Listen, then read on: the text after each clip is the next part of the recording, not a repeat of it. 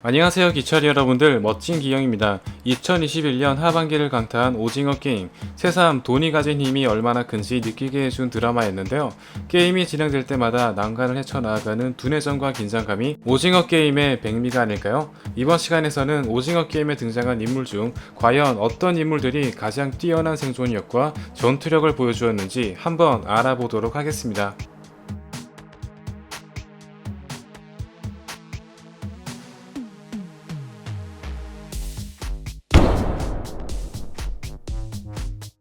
새벽을 위해 자신을 희생한 지영입니다. 불우한 가정 환경을 지내온 탓에 자신에게 말을 걸어준 새벽에게 마음을 연 것으로 보이는데요. 별다른 능력은 크게 부각되진 않았지만 대충 게임이 어떻게 돌아가고 있는지, 자신이 처한 상황이나 분위기가 어떤지는 누구보다 잘 알고 있는 편이었습니다. 크게 삶에 대한 욕망이 없었지만 자신에게 말을 건네준 새벽을 위해 스스로 희생하면서 가슴 뜨거운 장면을 만들었는데요. 아마도 오징어 게임에 참가한 사람들 중 가장 의미 있는 죽음을 맞이하지 않았을까요? 몇 안 되는 여성 참가자였기 때문에 만일 공기놀이나 고무줄이 나왔다면 우승할 가능성도 큰 편이었습니다. 기훈의 피 같은 돈을 훔친 새벽입니다. 몰래 칼을 숨겨와 진행 요원의 옷을 숨겼다 다시 빼낼 정도로 타의 추종을 불허하는 손기술을 보여주었으며, 뷰티와 함께 화장실로 잠입한 뒤 다음 게임 힌트를 알아내는 등 상당히 능동적인 모습을 보여주었습니다. 다만 그러한 노력에도 불구하고 달고나라는 게임을 눈치채지 못했지만 상우의 행동을 참고해 가장 쉬운 세모를 선택하면서 무사히 통과했으며, 징검다리 순번 역시 뒷번호를 골라 안전하게 게임을 마치는 등 상당히 운이 따르는 편이었습니다. 다만 초반에 보여주었던 소매치기나 환풍구 잠입에 비해 후반으로 갈수록 마음이 열어지면서 사망 플래그를 세우더니 허무한 죽음을 당했습니다. 다만 뛰어난 손기술은 딱히 게임에서의 활용도가 크게 높지 않았으며, 기운의 도움이 없었더라면 약자 속가내기에서 사망할 가능성도 큰 편이었습니다. 새벽의 죽음은 이후 기운이 상금을 제대로 쓰지 못하게 된 심적 요인을 제공하게 되었으며, 마지막까지 인성을 지킨 몇 안 되는 인물이었습니다. 이름에서도 알 수 있듯이 가장 아름다운 미모를 자랑하는 뷰티입니다. 덕수와 함께 미녀와 야수, 오징어 버전을 찍었다고 해도 과언이 아닌데요. 몰래 라이터를 소지해 달고나 게임을 쉽게 넘기는가 하면 덕수의 배신을 당하고도 기훈의 팀에 붙어 게임을 통과하는 등 그야말로 잡초 같은 생명력을 보여주었습니다. 진상을 부리긴 했으나 참가자 중 유일하게 단독 행동을 허락 맡았으며, 아무도 자신을 선택하지 않은 덕분에 깍두기로 게임을 통과하는 등 잠깐이었지만 행운의 여신이 함께했던 인물이었습니다. 이후 덕수와 함께 징검다리로 추락하여 논개 오징어 버전을 찍었다고 해도 과언이 아닌데요. 바로 뒤에 유리공이 있었다는 걸 생각해 본다면 어쩌면 생존 가능성도 있는 편이었지만, 몇몇 게임들이 여성과 노인들에게 다소 불리한 경향이 있었기 때문에 한계를 보이고 말았습니다. 자신만만해 보였던 태도가 오히려 불안한 심리에서 나온 것으로 추정되며, 사람들이 본인을 어떻게 생각하는지 조금만 파악했더라면 최악의 상황은 면치 않았을까요? 오징어 게임의 최종 우승자이자 쌍문동의 자랑 성기훈입니다. 초반까지만 해도 엄마 카드를 몰래 훔쳐 쓰는 막장 인간이었으나 알리를 비롯해 자신의 돈을 훔친 새벽과 일남까지 챙기면서 점점 인간적인 모습을 보여주었는데요. 호스트조차 기훈이 우승할 것이라고는 생각지 못했을 정도로 첫 번째 게임부터 마지막까지 가장 운빨이 좋았던 참가자였습니다. 무궁화꽃에서 사망할 뻔한 순간 상우와 알리의 도움으로 살아남았으며, 비록 달고나에서 가장 어려운 모양을 뽑았지만 기적적으로 모양을 뽑는 방법을 발견하는가 하면 일남과 상우의 지략으로 누가 봐도 질 뻔한 줄다리기에서 승리했습니다.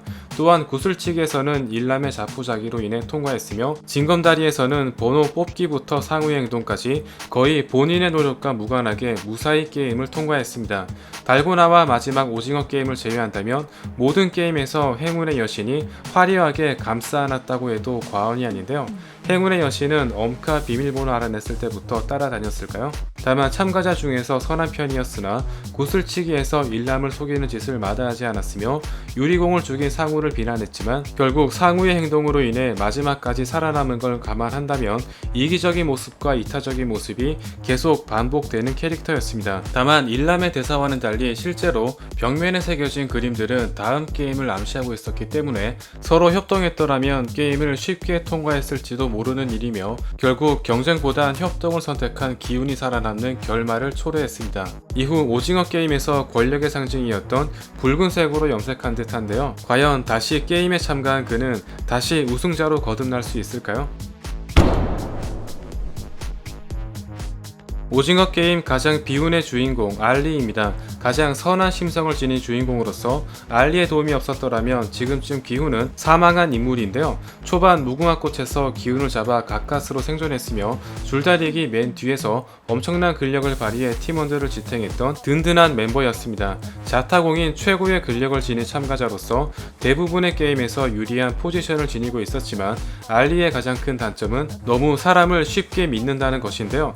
이는 사람을 믿지 말라는 일람의 대사처럼 결국 상우를 너무 믿은 나머지 다 이긴 게임을 지는 허무한 최후를 맞이했습니다. 뛰어난 신체 스펙과 한국 전통놀이를 이해할 정도로 지능도 있는 편이었으나 자신을 배신한 사장님과 의지할 데 없는 외로운 타지 생활로 인해 사람을 쉽게 믿은 것으로 보입니다.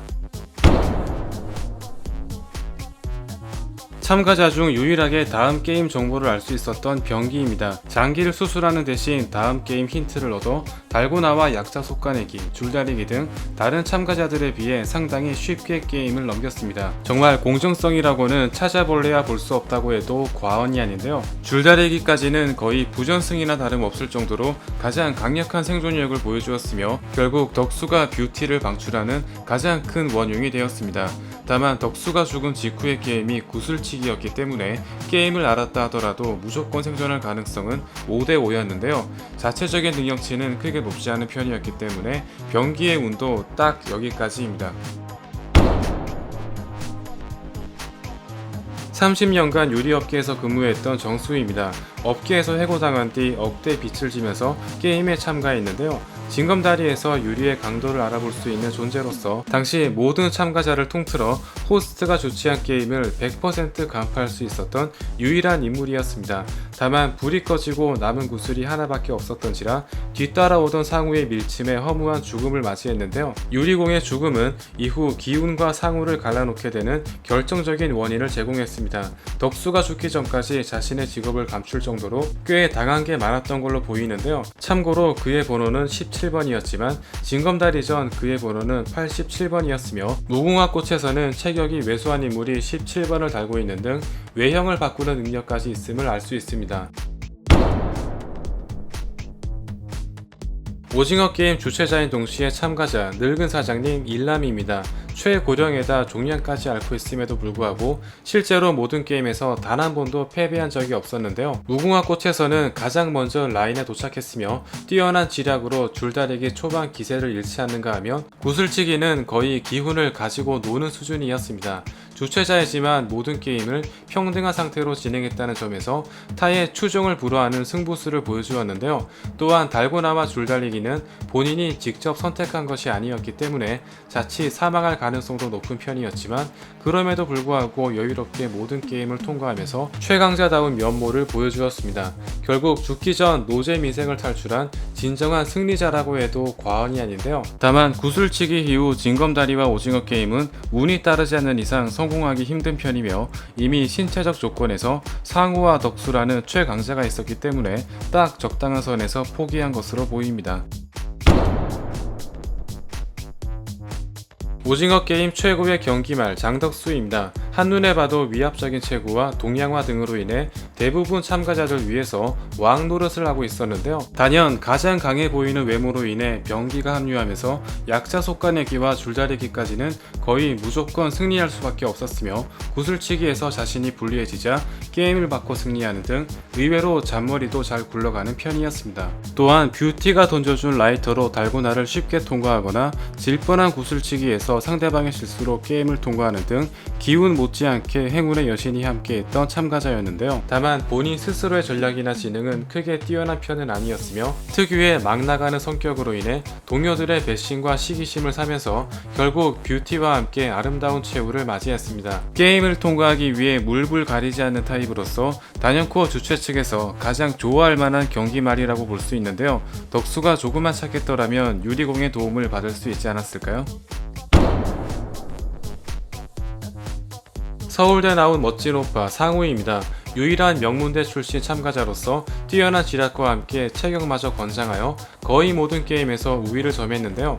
무궁화꽃에서는 앞사람 뒤에 숨어 감시를 피하는가 하면 줄다리기에서는 앞으로 세 발짝 걸어가 상대팀을 쓰러뜨리면서 팀을 승리로 이끌었던 결정적인 전략을 발휘했습니다. 새벽에 힌트를 듣고 달고나 게임을 유추하거나 뒷번호를 골라 징검다리를 수월하게 건너는 등 굉장히 운이 많이 따르는 편이었으며 덕수가 사람을 죽이는 것을 보고 불침번을 서는 등 상황 판단 또한 매우 우수한 편이었습니다. 다만 모든 게임이 힘센 자가 유리하다는 판단 아래 알리를 선택하여 낭패를 보기도 했는데요.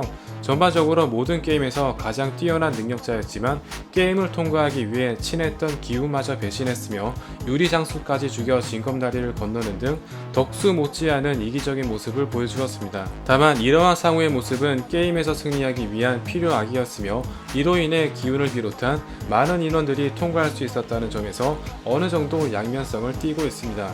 또한 우리나라 최고의 대학인 서울대 수석 입학에서 유추해 볼 수 있듯이 얼마나 그가 경쟁 속에 살아왔는지 알 수 있습니다. 오징어 게임이라는 놀이 역시 몸싸움이 격렬한 놀이라는 점을 볼 때 원하는 목표를 달성하기 위해 얼마나 치열해져야 되는지 상우를 통해 보여주었다고 해도 과언이 아닌데요. 결국 지쳐가던 새벽까지 죽이면서 마지막 남은 인간성까지 상실했으며 기운이 게임을 포기하자 현실과 마주하게 두려웠던 나머지 자결로 최후를 맞이했습니다. 오징어 게임의 지휘관이자 2015년 우승자 프론트맨입니다. 전화기가 놓인 방향으로 누군가 잠입했음을 알아차렸으며 총기류에 대한 해박한 지식과 뛰어난 전투력 등 단연 2021년 참가자들을 압도하는 능력을 보여주었는데요. 실제로 경찰대학을 졸업했다는 점과 목표를 위해 살인까지 마다하지 않는 등 가장 우승 후보로 유력했던 상우와 매우 닮은 점이 많았습니다. 아직 그의 정체는 모든 것이 베일에 쌓여 있는데요. 공정성을 중요시하는 그가 과연 순순히 기운을 다시 참가시켜줄까요? 참고로 몰디브 가서 모히또나 한잔하자는 대사와 그냥 꿈을 꿨다고 생각하는 대사 등으로 인해 그가 출연했던 영화들이 떠오른다고 해도 과언이 아닙니다. 지금까지 오징어 게임 가장 뛰어난 생존력과 전투력을 지닌 참가자였습니다. 엄청난 빚과 돈에 허덕이는 사람들을 쉽게 게임에 참가시켜 재미를 즐기는 모습을 통해 비록 가상이지만 어느 정도 지금 우리가 사는 현실이 어떠한지 한번 돌아본 계기가 되었는데요. 과연 다시 게임에 참가하게 될 기우는 무쌍나무를 찍을 수 있을지 2차전을 치르는 만큼 어떤 활약을 보여줄지 기대해 보겠습니다. 다음 시간에도 재미있는 리뷰로 돌아오겠습니다. 감사합니다.